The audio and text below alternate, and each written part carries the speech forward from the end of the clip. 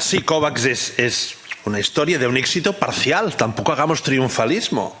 Y ahora no vamos a volver a explicar los datos otra vez, pero no se han cumplido los objetivos. Hay 34 países que todavía hoy están en una tasa de vacunación inferior al 20%, etcétera. Por tanto, celebrar los progresos sí, pero sin triunfalismo. Entonces, la señora Adamo ha dicho una cosa y comparto. Una de las grandes lecciones es que hay que distribuir la producción mejor y, por tanto, hay que fomentar más centros de producción en África.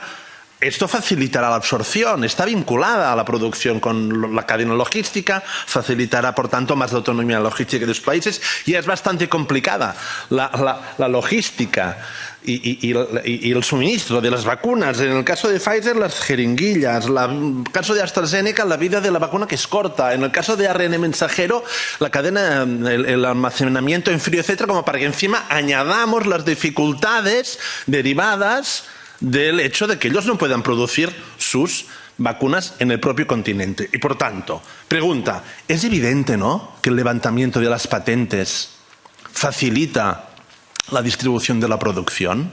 Es evidente que el levantamiento de las patentes hubiera facilitado mejor la distribución de la producción.